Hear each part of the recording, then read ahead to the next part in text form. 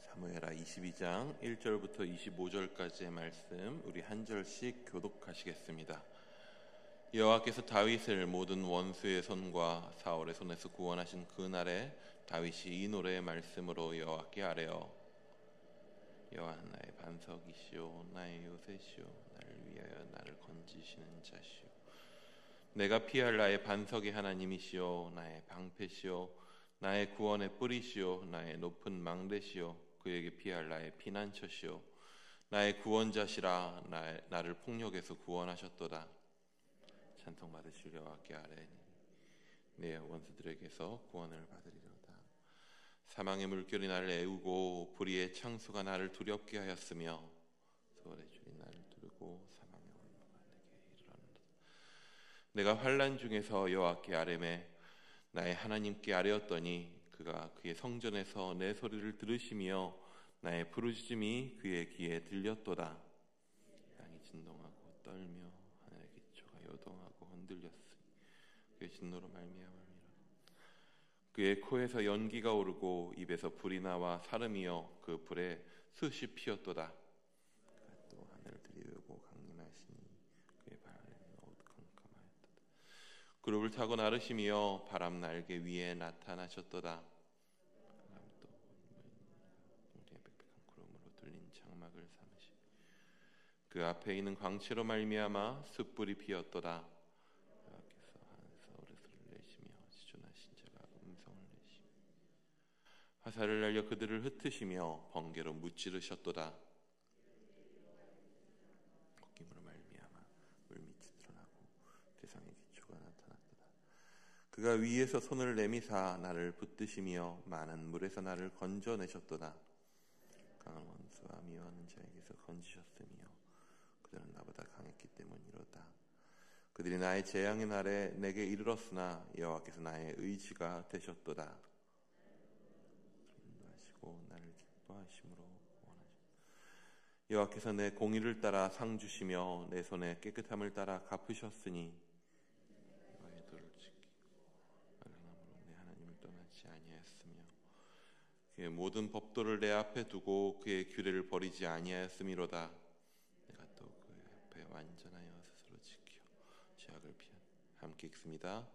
그러므로 여호와께서 내 의대로 그의 눈앞에서 내 깨끗한 대로 내게 갚으셨도다. 아멘. 정신승리라고 하는 단어가 있습니다.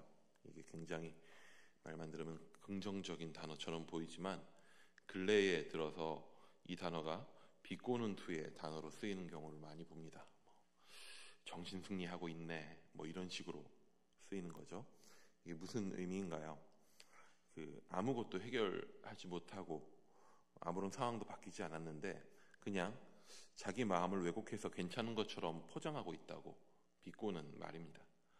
아무 노력도 없는 그저 긍정적이기만 한 태도는 맞습니다. 분명 좀 위험한 것일지도 모릅니다. 하지만 이 정신승리라는 단어에 대한 부정적 사용이 주로 쉽게 바뀌지 않는 우리의 삶의 어려움에 대한 회의적 판단으로 사용되는 경우가 많다는 것은 굉장히 안타깝게 느껴집니다. 그것은 오늘 나에게 주어진 현실을 철저하게 회의적으로 그리고 부정적으로 바라보게 하는 태도에서 나오는 것이기 때문입니다. 꿈을 갖고 살아가기가 어려운 시대라 합니다. 아이들이 꿈이 없다고 합니다. 청년들이 너무 현실에만 매달려 살고 있다라고 합니다. 맞습니다. 개천에서 욕난다는 말은 이미 너무 오래전에 옛말이 되었다 합니다. 수고한들, 노력한들, 오늘의 내 삶이 나아질 것이라는 희망을 갖기에는 눈에 보이는 현실과 그 현실에 대해서 말하는 주변의 이야기들이 너무 절망적으로 보입니다. 그러한 삶을 살아내고 있는 사람들에게 이상을 말하고 희망을 말하고 감사를 말하는 것이 참 쉽지가 않습니다. 희망으로 폭력을 가하는 그런 느낌입니다.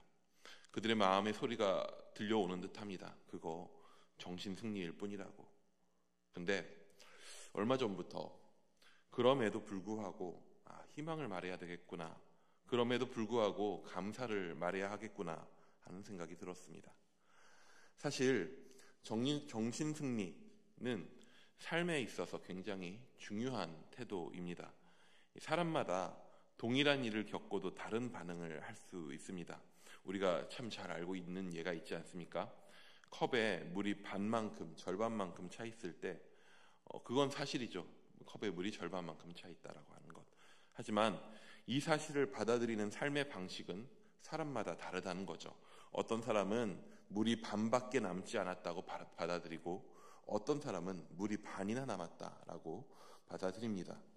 동일한 현실에 대해서 그것을 어떻게 인지하느냐는 그것에 따른 그 사람의 정서에 영향을 미치게 되고 그것은 또한 그 사람의 생각에 영향을 미치게 되고 그것은 또한 그 사람이 오늘을 살아내는 방식에 영향을 끼치게 됩니다. 눈앞에 펼쳐진 동일한 현실을 어떻게 인지하는가 하는 것은 그 사람의 생각과 삶의 방식에 지대한 영향을 끼치게 되는 것입니다. 정신승리가 항상 정답은 아닐 수 있습니다. 하지만 정신승리는 오늘 우리의 삶에서 반드시 필요한 삶의 방식이 될 수 있습니다. 그리고 그리스도인의 정신승리는 막연한 희망이 아닌 분명한 근거를 가지고 있습니다. 오늘 본문에 나오는 다윗의 노래는 좀 갑작스럽게 느껴질 수가 있습니다. 사무엘 하는 전반적으로 순서에 따른 이야기 서술 구조를 가지고 있는데 갑자기 시가 등장하기 때문입니다. 이게 단순히 형식의 변화만 있는 것이 아닙니다. 이 시가 본문에 흘러오던 내용과 이어지는 것처럼 보이지도 않습니다. 차라리 이 시가 다윗이 범죄하기 이전에 쓰였던 시라면 그 이전의 내용에서 이어졌다면 좀 더 이 노래가 어울릴 듯 합니다. 하지만 왕이 되고 죄를 짓고 뭔가 닳고 다른 삶을 사는 다윗의 모습을 볼 때에 이 시는 잘 어울리지 않는 듯합니다. 하지만 그럼에도 사무엘서의 저자는 이 시를 사무엘서의 거의 마지막에 자리 넣고 있습니다. 그리고 제3자의 입장에서 다윗의 삶을 서술하는 것이 아닌 다윗이 1인칭으로 고백하는 방식으로 다윗의 전 인생에 대한 고백을 노래하게 합니다. 이 시의 내용이 다윗과 그의 가문에 대한 하나님의 언약 바로 뒷부분에 오면 가장 잘 어울려 보일 수 있습니다. 하지만 사무엘서의 저자와 그를 통해 말씀하신 하나님은 다윗의 전 인생의 고백으로 이 시를 사무엘서 마지막에 자리 잡게 하는 것입니다. 그렇다면 다윗은 자신의 인생을 어떻게 인지하여 고백하고 있습니까? 이 노래는 분명 다윗의 고백입니다. 그 고백 안에서 우리는 다윗의 삶을 읽어낼 수가 있습니다. 하지만 다윗의 고백의 주인공을 보면, 내용을 보면 절대 그 안에 주인공은 다윗 자신이 아닙니다. 다윗의 인생 고백은 여호와 하나님에 대한 이야기로 가득 차 있습니다. 오늘 본문의 시작은 다윗이 모든 원수와 사울의 손에서 구원받은 날에 이 노래가 고백되었다라고 말합니다. 우리는 잘 알고 있습니다. 다윗이 사울의 손에 쫓기던 그 시절은 너무나 고되고 힘겨운 시절이었습니다. 다윗은 광야를 떠돌았습니다. 광야는 결코 편한 곳이 아닙니다. 숨쉬기조차 힘든 곳입니다. 쫓아오는 사울이 아니더라도 광야라는 환경은 다윗을 해칠 수 있을 만한 그런 곳이었습니다. 어디 오아시스 좋은 곳에 오래 머물러 있지도 못합니다. 사울의 추적은 다윗이 계속 광야를 떠돌아다니게 합니다. 기댈 곳, 의지할 곳도 없이 항상 위협을 느끼며 도망쳐야 합니다. 이런 고통의 자리는요, 사람에게 트라우마를 남기기도 합니다. 실제로 전쟁을 경험한 사람들은 많은 트라우마를 안고 살아간다고 합니다. 다윗도 충분히 그럴 만한 환경 가운데서 살았습니다. 과거 도망 다니던 시절을 기억하고 고백하면서 그때 내가 얼마나 괴로웠는지, 그때 내가 얼마나 외로웠는지, 그때 내가 얼마나 두려웠는지 그것을 고백하고 이야기할 수 있습니다. 하지만 다윗의 고백에는 괴로움과 외로움과 두려움이 없습니다. 다윗의 고백에는 오로지 하나님으로 가득합니다. 우리 2절에서 3절까지의 말씀을 한번 같이 읽어보도록 하겠습니다. 2절에서 3절입니다. 시작. 여호와는 나의 반석이시요 나의 요새시요 나를 위하여 나를 건지시는 자시요 내가 피할 나의 반석의 하나님이시요 나의 방패시요 나의 구원의 뿌리시요 나의 높은 망대시요 그에게 피할 나의 피난처시요 나의 구원자시라 나를 폭력에서 구원하셨도다. 마지막을 보면 분명 다윗이 폭력 앞에 위협당하고 있었음을 알 수 있습니다. 하지만 그럼에도 그의 대부분의 고백은 그 폭력에 대한 두려움이 아니라 하나님이 지키실 것에 대한 신뢰입니다.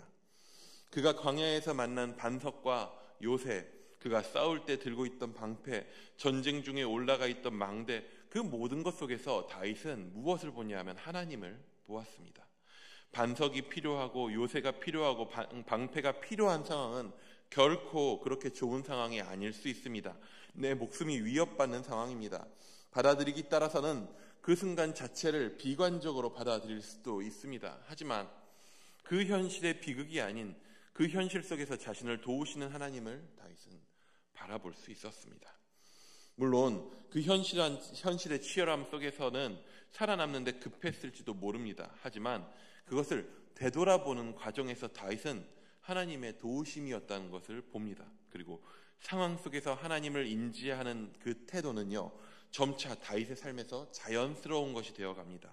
그래서 다윗은 어떤 자가 되냐? 부르짖는 자가 됩니다. 우리 7절 말씀을 함께 봅니다. 7절입니다. 시작. 내가 환난 중에서 여호와께 아뢰며 그가 그의 성전에서 내 소리를 들으시며 나의 부르짖음이 그의 귀에 들렸도다. 하나님이 반석 되심을, 방패 되심을 경험했습니다. 그리고 그 위기의 상황을 돌이켜 하나님이 구원하신 상황으로 고백합니다. 그러자 그의 안에 그런 인지의 과정을 거치자 다윗은 확신합니다. 환난 중에 하나님을 찾고 부르짖는 나의 외침을 하나님이 반드시 들으신다는 확신입니다. 어떠한 상황 가운데 있든지 하나님이 나를 버리지 않으신다는 확신입니다. 우리는 이러한 태도를 믿음이라고 부릅니다. 현실을 바라보며 현실에 대한 세상의 해석과 판단에 휩쓸려 가는 대신에 그 현실에서 일하시고 그 안에서 내 삶을 인도하시는 하나님을 인식하는 것입니다. 그리고 그 하나님을 인지하기에 삶의 자리에서 하나님을 찾고 부르짖는 태도를 자연스럽게 갖게 되는 것입니다. 믿음은 결코 추상적인 것이 아닙니다. 어떤 정도에 대한 어떤 지적 동의로 끝나는 것이 아닙니다. 믿음은 삶에 대한 새로운 시각이고 그에 따른 삶의 새로운 태도입니다. 다윗은 그러한 태도로 살아갈 때 볼 수 있는 것을 우리에게 또한 알려줍니다.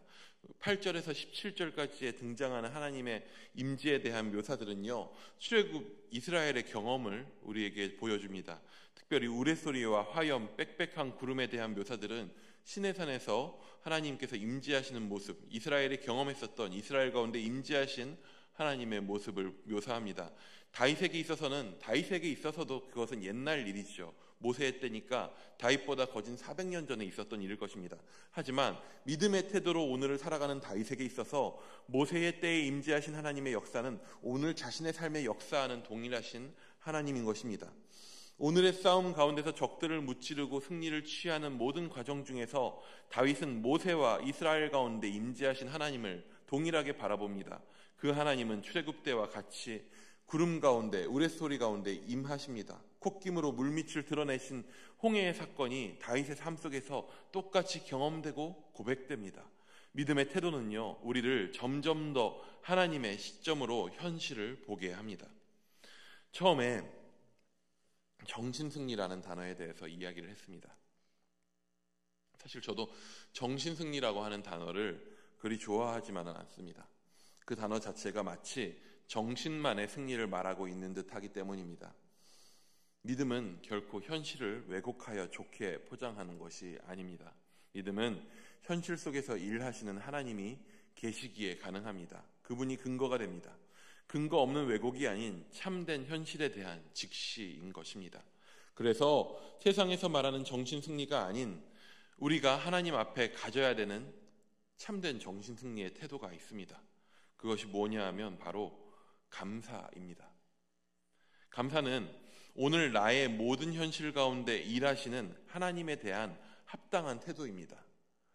우리의 삶을 바라볼 때에 우리가 그것에 대해서 어떻게 인지하고 어떻게 반응하는가 라고 하는 것은 어찌되었든 우리가 선택할 수 있습니다. 우리는 세상의 판단과 세상의 이야기들 속에서 우리 나름대로 끊임없이 부정적인 태도로 세상에 일어나는 일들을 대합니다. 하지만 우리의 호흡, 우리의 생명, 우리의 모든 것에 대하여서 심지어 우리 삶 가운데 있는 고난마저도 그 모든 것은 하나님께서 우리 삶 가운데 허락하신 우리의 인생입니다.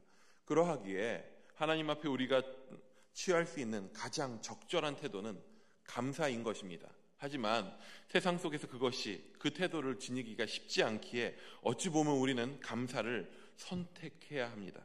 우리는 그 감사를 선택함을 통해서 하나님께서 우리 삶 가운데 어떻게 일하고 계신가라고 하는 것들을 조금씩 느끼게 되고 바라보게 됩니다. 현실을 단순히 왜곡해서 정신승리하는 것이 아니라, 포장하는 것이 아니라 우리 삶을 통해서 진정한 승리를 이루시는 하나님을 보게 되는 것입니다. 그것을 보게 하는 힘, 그것이 감사입니다. 추수감사절이 다가오고 있습니다. 한 해가 마지막을 향해 움직이고 있습니다. 우리의 살아가는 현실이 너무나도 버겁다고 합니다. 힘들다고 합니다. 매일매일의 뉴스가, 주변의 소식이 결코 우리가 살아가는 시간들이 녹록지 않음을 입을 모아서 이야기합니다. 하지만 우리는 성도입니다. 우리는 하나님 앞에 살아가는 사람들입니다. 한마디로 우리는 감사하며 살아갈 사람들입니다. 고난의 현실 속에서 도리어 하나님의 승리를 바라보기 원합니다. 오늘의 기쁠 일들과 혹은 슬플 일들과 혹은 전쟁의 상황 가운데서도, 그 어떠한 고난 가운데서도 그 모든 것이 나의 삶 가운데 승리를 이루시는 하나님의 역사임을 우리가 감사함으로 받을 수 있기 원합니다. 그렇게 하나님의 승리를 바라보며 오늘을 살아가는 주의 백성들 되시기를 축원합니다. 기도하겠습니다. 주님, 우리의 삶 가운데 역사하시는 하나님을 바라보기 원합니다. 다윗의 모든 삶이 역경이고 고난이고 쫓기는 인생이었던 삶이지만, 그럼에도 불구하고 그 가운데에서 동행하셨던, 반석으로 경험된, 요새로 경험된, 방패로 경험된 그 하나님을 다윗이 노래하는 것을 봅니다. 주여, 우리 삶 가운데 동행하셔서 우리 삶 가운데 놀라운 일들을 이루시는 주님을 우리가 감사함의 시각으로 바라보게 하여 주시옵소서. 어제의 일 가운데, 오늘의 하루 가운데 온전히 감사로서 주 앞에 오늘의 우리의 삶의 태도를 정하게 하여 주시옵소서. 그리하여서 우리의 삶을 인도하시고 우리의 삶에 동행하시고 우리의 삶의 승리를 이루실 하나님을 올바로 바라보게 하여 주시옵소서. 주와 끝까지 동행하게 하여 주시옵소서.